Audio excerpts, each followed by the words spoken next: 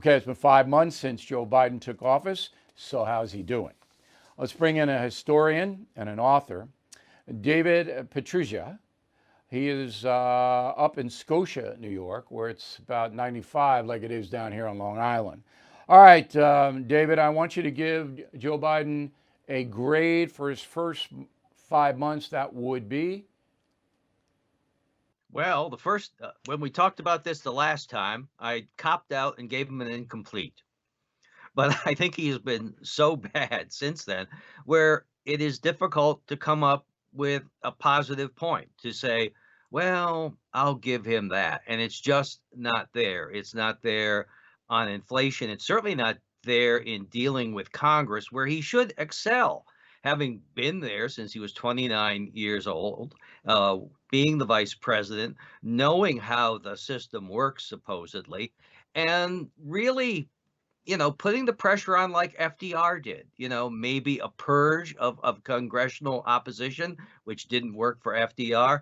And also, one of the things you should do when you're going to bring an issue like this forward is you count the votes beforehand, But not he, after. but he's playing to the press rather than Congress. He's not playing to Congress. It's obviously that he's not going to get very much passed in this Congress. He's not. And So he's playing playing to to the his left press. wing base. Yeah, that's who he's playing to.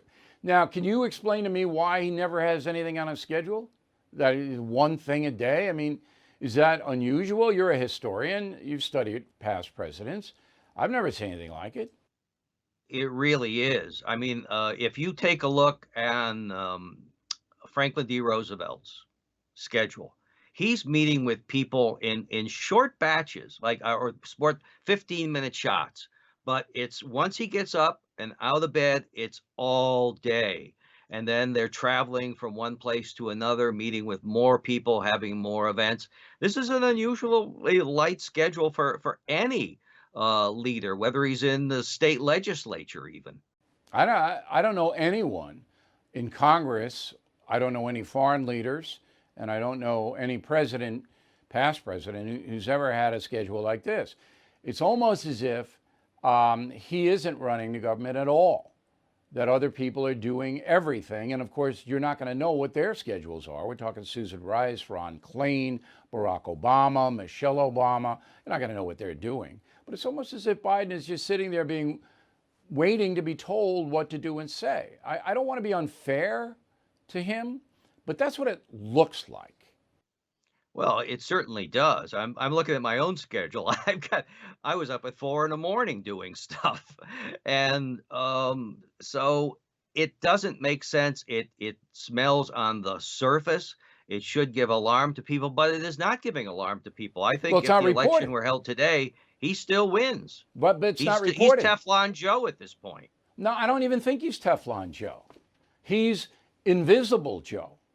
This, Well, that's how you no, make it, Teflon. nobody reports his daily schedule, as far as I know, other than me. And I have a news service that's small in comparison to the corporate media. Corporate media has blacked out coverage of Biden. When was the last time you Oh, saw a border absolutely. story? Yeah, they're not reporting on the border anymore. I mean, there's a supply shortage of everything in America. They're not reporting on that. I'm going to tell you about that in a little while because it affects all of us. But the news media is basically saying, look, we're not even going to bother reporting. Jen Psaki will just blah, blah, blah, blah, every day means nothing, and that'll be the end of it. But you're right. I don't know, half the country, if they had to pull a lever again today, would probably pull it for Biden. It's kind of shocking to me.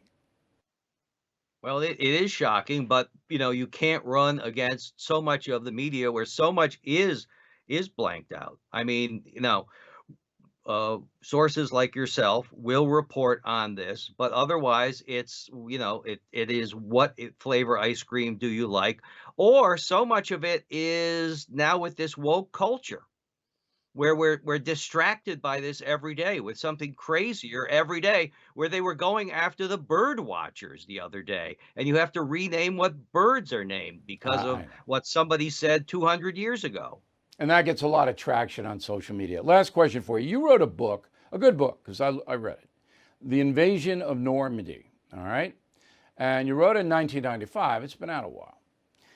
My question is, if American youth had to fight again, which they won't because of technology, but if there was a draft, and American youth had to go and fight for their country, fight a very, very powerful enemy, do you think they would make the sacrifice that our soldiers made?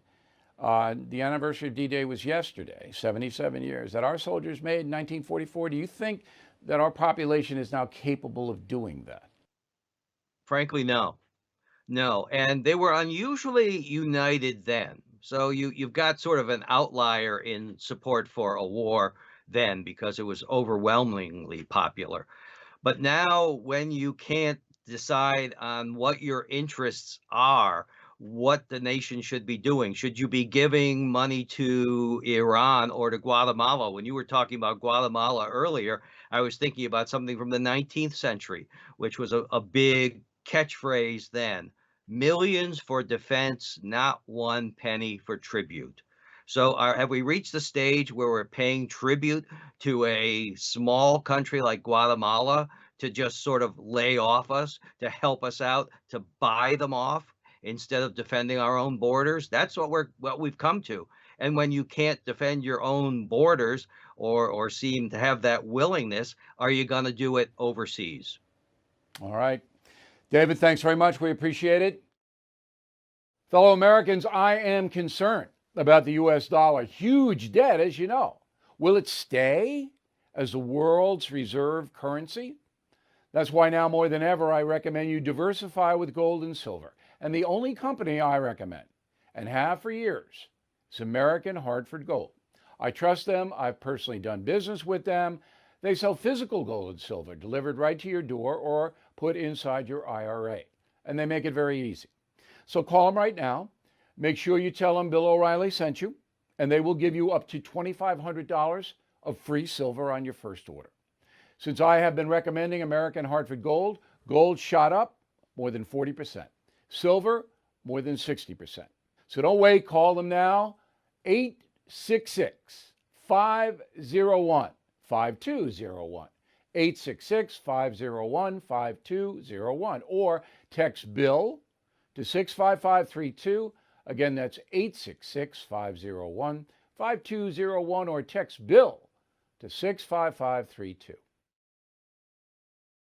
Bill O'Reilly here. Thank you for watching this video, and make sure you subscribe to the First TV YouTube page. Just hit the big red subscribe button below, and you'll get clips and highlights of my program, The No Spin News, every single day. We'll see you soon.